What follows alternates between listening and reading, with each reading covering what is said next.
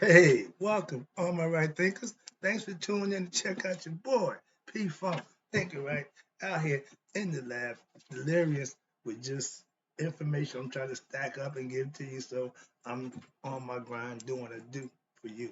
Let's do what we do.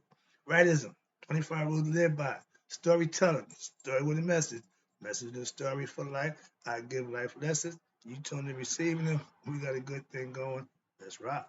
Right thinking mission, and that's what I'm on.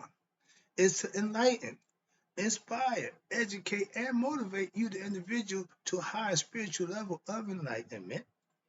Right thinking's way of life, through mental and spiritual discipline daily, will help and guide you to obtain your goal of spiritual enlightenment, aka know thyself. My mission is to get all right thinkers to do just that. All you got to do as a right thinker, fulfill your obligation to know thyself. I do my job, you do yours. That's how it works. Let's go. I asked the question, do you know you? It's rhetorical, but if you don't have an answer for yourself, come hang out with me. I can help you with that. That's what I do, help you to know you. A person who knows not and knows not that they know not is foolish. Disregard them. A person who knows not and knows that they know not. You teach, they simple. You teach them. That's why I do what I do for you. Appreciate you too. Stay tuned. I got more for you. A person who knows not and believes and think that they know is dangerous. Avoid them. I do. A person who knows but knows not that they know is spiritually asleep. I can awaken them. I'm a spiritual alarm clock here to wake you up with knowledge of self. A person who knows and knows that they know is wise. Follow them. All these persons, they reside in you. Right thing to know thyself. And to my yacht, be true. I'm having some fun right now. I'm about to go off the cuff because I didn't study this lesson. I just saw it and I just had to do something with it. Now, see that? The isms. Okay. Right thinkers. Let's talk about 8 isms. Oh, I got them for you. Let me break it down for you. This is live. I didn't proofread it. I didn't read over it, so we're gonna get this as I go, so I consider this live. Okay, unrehearsed. So let's go. This called the table of major religious categories. I call it the isms, the major religious categories. That's what the table is. It starts out with theism, atheism, ethnicism, ritualism, monism, polytheic, polyistic, polytheistic, monotheism, pantheism, pantheistic, monotheism, and last but not least, mysticalism. Now, each one of the categories has a concept that is practiced. Okay, let's start with theism. I'm scared. Theism. What is theism? Theism is a belief in a God who will punish the sinners and save the faithful. Okay. Example, you have Orthodox Christianity. That sounds like a concept. Yep. Then you got Orthodox Islam. Sounds about what they say too. Orthodox Judaism. That's all theisms. Zoroastrianism. Okay. Then you got Brahmanism.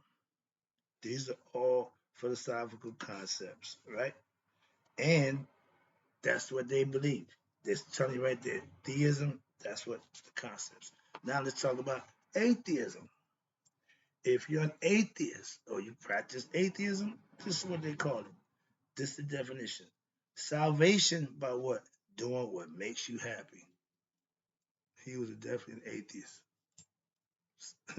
Why? I know that for a fact. You do what makes you happy.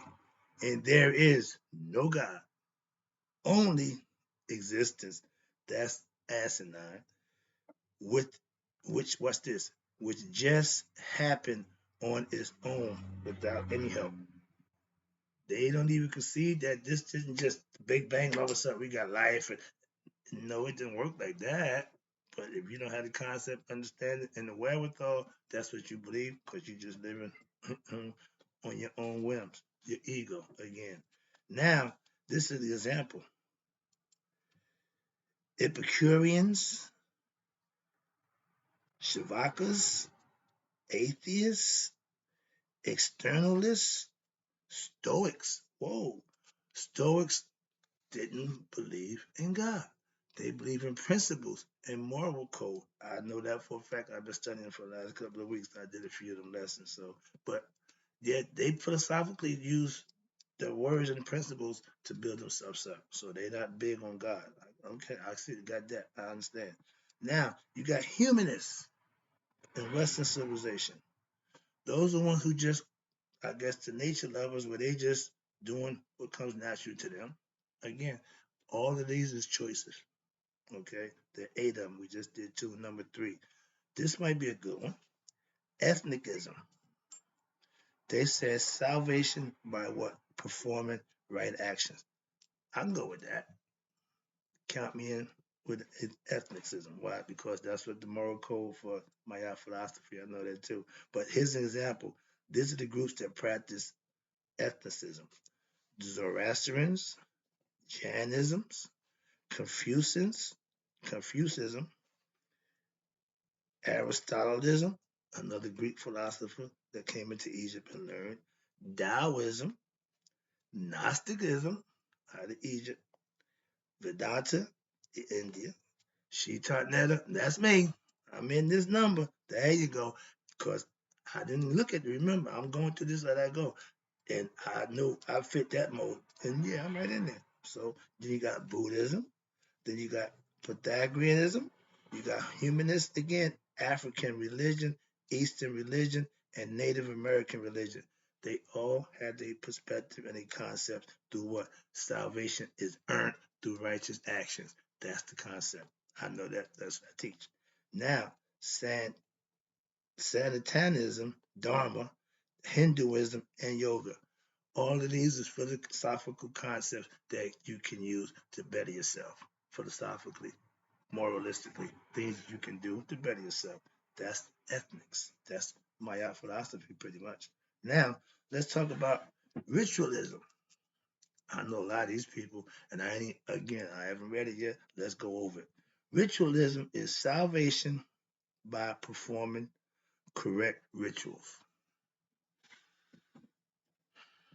As a Mason, I understand the importance and the significance of ritual, but I'm not a ritualistic, to think that it brings to heart. It gives understanding and it's sustained in the conscience. And I understand all that. But just salvation through just performing rituals, I ain't big on that one. So let's give an example. Who practiced this concept? Brahmanisms, you got priestcraft. She taught Netta, really? We know the importance. Again, I'm not big on the rituals. I understand them and respect them for what they are, but I'm not really thinking that because I'm performing them that I'm no just conception. Okay, again, it's in the wheelhouse. Then you got Santana, Dharma, Hinduism. Okay, again, salvation by performing correct rituals. In church, every first Sunday, y'all perform your ritual. Every holiday, Easter, y'all have festivals and rituals that you practice. Understand that. Now, where at? Monism, excuse me. Salvation by understanding that all is the supreme being and nothing else exists. Okay, one God. I get it. I understand. Let's see who practiced that. We have the Taoism, Gnosticism, Vedantas, she taught letters. We in there. Buddhism, polytheism, Spinoza, Kabbalahism, that's the Jews. Sufism, Muslims. Idolism, Pythagoreans again. Then you got plantism and yoga. They all follow the concept of salvation under that great supreme being. Okay, one God. That's cool. My back is itching. I can't scratch. Man, I hate that. All right, excuse me. Now let's go. Polyistic monotheism. It says salvation by approaching the supreme being by his or her manifestations, nature, cosmic forces, and mystical experience. I like that. I understand that. Okay. Salvation through what? Approaching the supreme being his or her, meaning male or female, through the manifestations of nature. And remember, Luke, use the force. I'm big on the cosmic force and the mystical experience. The mystical experience is what we all want to have for ourselves. Why? That's the uniting you with your higher self, you and God becoming one. That's the mystical experience, the awakening, the nihas, the anointing, whatever you want to call it. But that's what it is, a mystical experience. Why? It's something that happens inside that only you and that will experience. You can't hear it. You can't know. You have to experience. That's why they call it mystical experience. Now, let's see who had that concept. African religion. Ding, ding, ding, ding, top of the chart. That includes Shita Netta, okay, Nedarism, Buddhism, San, Sanatana, Dharma, Hinduism, and Native Americans. So we all had a concept of God and other gods beside the God. The one God, then the many after that. Everybody get the concept. That's cool. Now let's go to the next one. Pantheistic monotheism. They practice the salvation by what? Devotion. Sound like one of my yoga concepts, devotion of love. Devotion to the supreme being, God, who manifests in all things, leads to mystical union. Again, I like that. I can understand it. I can perceive it. If it makes sense to me and I can perceive it, I can follow it. I can get with it. Simple. That's why I take bits and pieces of everything that I learn. Why? I don't need the whole thing. I'll take that. I can use that. Yeah, I'll take that. When you're selective about what you take, I got everything I do. I selectively pick it out. Why? Because I'm the one that's going to teach it. So I'm the one who has to make sure I know what it is. I'm just doing this code because I like the concept and I can do that without a problem. So let's go. I'm almost done. This is a quick one. All right. I've been doing this for a few hours. I need to take my butt to bed, but I got one more. This is the last one. All right. So let me wrap this up for you. I appreciate you tuning in. This is all just lessons. I just want to get this information out. All right, here we go. Pantheistic monotheism.